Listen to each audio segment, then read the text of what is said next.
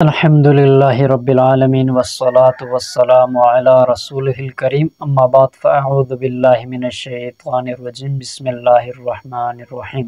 آج آپ کے سامنے مختصر لیکن پر اثر اور مجرب ترین عمل لے کر حاضر ہوا ہوں۔ یہ وظیفہ ہے لا علاج مرض سے شفا حاصل کرنے کے لیے۔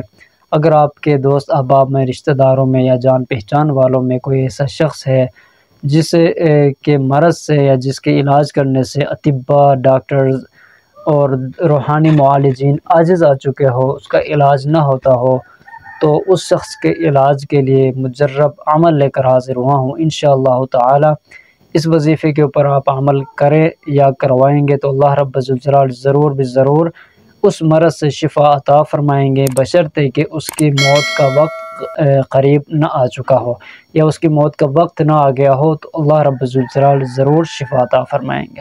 انتہائی مجرب عمل ہے، ضرور اس کے اوپر عمل کریں آپ۔ تو عمل بتانے سے پہلے گزارش ہے، اس چینل کے اوپر اگر نئے آئے ہیں اس کو ضرور سبسکرائب کریں تاکہ ہماری طرف سے قرآن و حدیث کی روشنی میں ہم جو وظائف بتاتے ہیں وہ بر وقت آپ کو مل سکے۔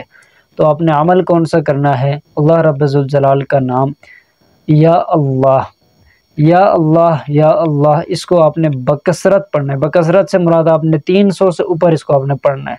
300 سے اوپر اس کو پڑھیں گے تو یہ بکثرت میں شمار ہوگا۔ جو شخص جس مرض میں مبتلا ہے وہ چاہتا ہے اس کو خلاصی نصیب ہو جائے، اس شخص نے اس کو پڑھنا ہے۔